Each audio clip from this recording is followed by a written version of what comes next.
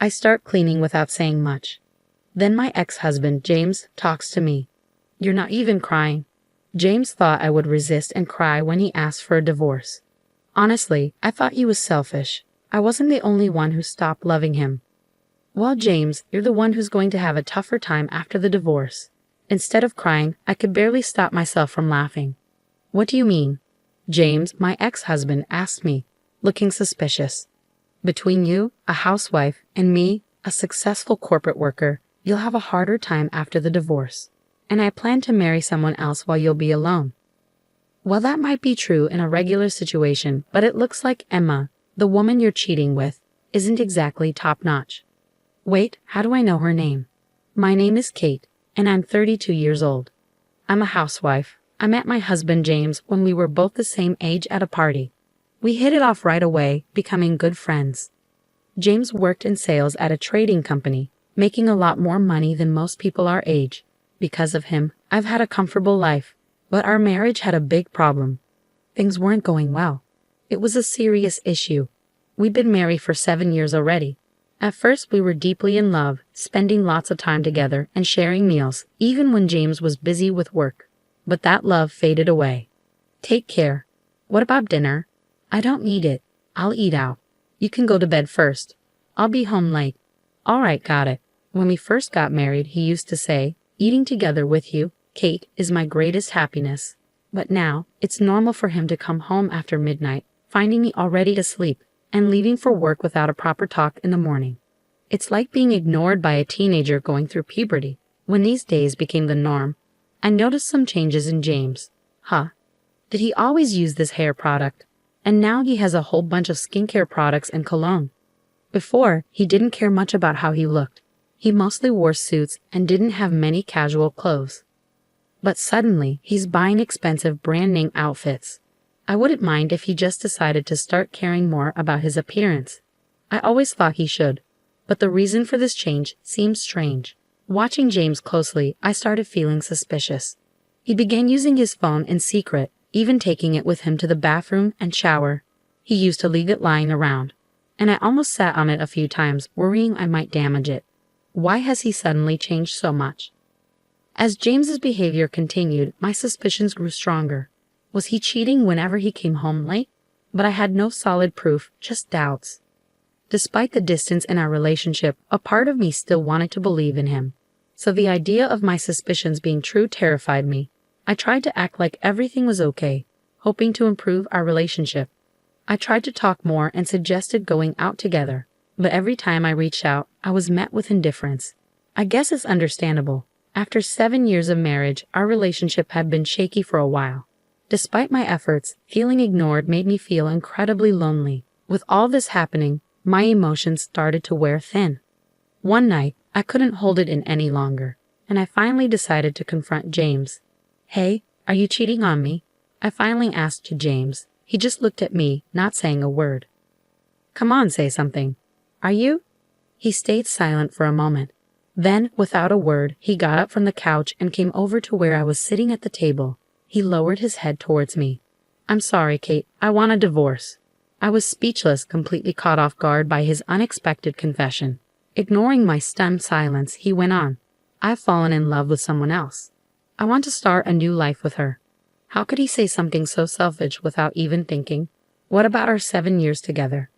I had a feeling there was another woman, but I never expected him to drop this bombshell so suddenly. All my efforts to fix our relationship seemed pointless. Was the man I fell in love with really this heartless and selfish? When we first met, I thought he was the most amazing person in the world. I couldn't find the words to say, my mind swirling with these thoughts. Then my husband said something that made me doubt if I heard him right. The truth is, she's pregnant with my child. I want to be with her for our child's future. I felt like everything was spinning, like I was about to collapse. Everything around me seemed to turn white. We hadn't had a child in our 7 years together. We hadn't even been using protection. In fact, we had been actively trying to conceive and had sought infertility treatments. Despite our efforts, we couldn't have a child. Medical reports showed my husband had fertility issues, but he always expressed his desire for a child. So despite the challenges, we never stopped trying. I always did my best to meet his expectations, Lately, though, our relationship had lost its spark, and we stopped trying to conceive. It seems his decision to divorce was largely influenced by the fact that he was having a child with his mistress. I've always wanted a child, especially to show my mom her grandchild soon. You understand, right, Kate? So please, let's divorce. My mother-in-law had been seriously ill and hospitalized for the past 2 years. I understood his urgency to give her a grandchild. But to have a child with another woman instead of his wife, it was devastating. I wanted a child too, which is why I underwent fertility treatments. I thought we were in this together, sharing the pain of infertility. Do you even realize how selfish you're being? I yelled at him in frustration, but James just looked down, apologizing. It felt like he was waiting for the storm to pass, which only made me angrier. What kind of woman is she? Just because she's pregnant with your baby, I'm not ready to accept a divorce. I pressed James to tell me more about the woman he was involved with, but he insisted, I'm sorry, but please respect her privacy. What? How selfish can you be? As your wife, I have a right to know. Tell me everything. But no matter how much I pushed, James refused to share any significant details about her. She's 2 years younger than you, Kate. That's all. She works with me. What a joke. He must really care about her. Despite my persistence, James wouldn't give any real answers. For a few days we argued about it, but I adamantly refused to agree to a divorce on James's terms. I didn't want to give in to him so easily. Throughout our discussions, James kept apologizing and bowing his head. Please, I no longer have feelings for you. What's the point in staying married? Even my mother knows about this, and she's fine with it. Apparently, James had already spoken to my mother-in-law about our situation. That shook me. While my relationship with my mother-in-law had been strained lately, I thought we were still close. Yet, James kept dropping bombshells one after another. I've already given her an engagement ring. We're planning to live together soon. All that's left is for us to get a divorce, James revealed. I felt dizzy, like I was going to faint. My husband James was actually serious about leaving me for the woman he was cheating with, but I still couldn't bring myself to agree to a divorce. This tug-of-war between James and me went on for almost a month. When James seemed to have run out of patience, he begged on his knees. I can't do this anymore. Please just agree to the divorce. Our relationship has been broken for a long time. There's no point in dragging it out like this. Please divorce me, my husband begged, his forehead pressed against the floor in a pleading posture. I had been resisting for nearly a month. Maybe it was time to accept the inevitable and agree to the divorce. Fine, let's go through with the divorce. But I'm asking for alimony and my fair share of our assets. I understand. I'm prepared for that, I said. We discussed the alimony in detail, and I requested $50,000. It was more than usual, but considering I had invested a lot in our home during our 7 years of marriage, I felt it was fair compensation. James agreed to my terms. We also decided on asset division, with me receiving half of the balance in our joint account and him covering the cost of my relocation. Then, I signed the divorce papers that James had prepared. As I filled out the paperwork, my heart was filled with various emotions. Even though our love had faded, we had shared a life together under the same roof for 7 years, and it was all coming to an end with just a single piece of paper.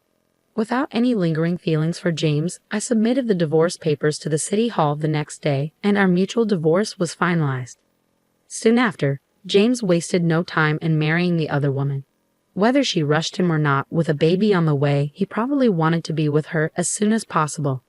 I was honestly taken aback by how quickly he moved on, especially considering I hadn't even finished sorting through our shared belongings in the apartment. Feeling the need to hurry and pack up my things, I went to the apartment we used to share.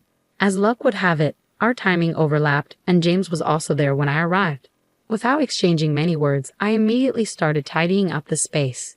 James, my ex-husband, finally spoke up. You're not shedding a tear, huh? It seemed James had expected me to resist and cry when he pleaded for a divorce on his knees. Honestly, I had always thought he was quite self-centered, and he wasn't the only one who had fallen out of love. Maybe because I had been refusing the divorce for so long, James might have assumed I still had feelings for him. It seemed like a misunderstanding on his part, but the reason I hadn't agreed to the divorce right away was because I was stubbornly determined to investigate his mistress on my own terms, rather than simply going along with James's wishes. Well, James, you're the one who's going to have a tougher time after the divorce, not me. Instead of crying, I could barely hold back laughter. Huh? What do you mean? My ex-husband James looked at me suspiciously. Considering you're a corporate hotshot and I'm just a housewife, you'll have more challenges. And since I'm planning to remarry, you'll be on your own. Well, in a normal situation that might be true. But it seems like Emma, the woman you're cheating with, is quite trashy. Wait, how do you know her name? You thought I was just being stubborn and refusing our divorce. I continued, watching James's face pale. I had hired a private investigator to look into her all this time. In just a few weeks, I had gathered a lot of information about his mistress. Firstly, her name is Emma. She's 27 years old, divorced twice, and currently living at her parents' home. Emma seems to have a questionable reputation, constantly involved with different men. She even lost custody of her child due to being a bad influence. Indeed, the investigator saw her entering a motel with other men. Just to be sure, I had asked for photos as evidence. When I shared all the information and showed him the pictures, James collapsed on the spot. No way. Emma can't be like that. She only had eyes for me, and we were planning to build a happy family. James seemed deeply in love with Emma. It was frustrating, but this woman indeed seemed to have a talent for charming men. What? You're lying. This is all made up to shake me up. This photo must be fake, James protested. It was exasperating to see him so foolishly blinded by love. Believe it or not, it's up to you. But even now, your mistress is involved with other men. Or should I say, your new wife? Maybe the child isn't even yours. James's face grew even paler. No way, not Emma. These were the findings from the private investigators, so the possibility of being deceived was high. Perhaps among her multiple boyfriends, James was the one who made the most money, which is why she chose him to marry. Quite an honor, isn't it? Even if the child may not be biologically yours, you wanted a child anyway, so raise your child well. I delivered this final blow to James and left the apartment with my belongings. After a while, I received an email from him. He wanted to get back together. As I suspected, the child Emma had given birth to wasn't James's. When he confronted Emma, she retorted, I didn't know whose child it was until it was born. But since James was already married to Emma, legally he had to raise the child she gave birth to as his own. James had just been a money tree for her. As proof, when paying alimony to me, James had covered Emma's portion too. So, in total, he paid me $80,000. Furious, James confronted Emma, but she simply said, You seemed happy to serve me. Eventually, she left the child behind and disappeared. James called me, begging, You were right. I was deceived. I'm really sorry. I want to start over again. But I was just disgusted. You think I'm going to come back to you just because you're saying those things? You had an affair, that's a fact. You betrayed me, that's also a fact. You need to accept reality. I hung up the phone after that. Later, I heard from a mutual acquaintance that James handed over the child Emma left behind to her parents, telling them to take responsibility. Emma's parents responded, That's troublesome. You raised the child. But James stubbornly refused, saying, I have no obligation to raise a child that's not biologically mine. He submitted DNA test results to prove the child wasn't his and revoked his acknowledgement of the child. Emma's parents apparently didn't know the child wasn't James's. After they found Emma, they took her back home and are forcing her to raise the child in semi-captivity. They're keeping a close eye on her to prevent her from freely meeting other men. Meanwhile, even though my ex-husband James has cut all ties with Emma, he paid me $80,000 in alimony, including Emma's portion, which wiped out his savings. He's been demanding Emma repay the alimony he covered for her, but she doesn't seem to care and claims she can't pay back what she doesn't have. Sadly, James has become a divorced man with no savings, unable to focus on his work and making many mistakes. Now he's been reassigned to a rural area with no chance of promotion, living a lonely life. On the other hand, I've moved back to my parents' house and am helping with their farming business. After a few years, I fell in love and married a local fisherman. We don't have children, but I'm happily spending every day with my husband, who is always kind to me.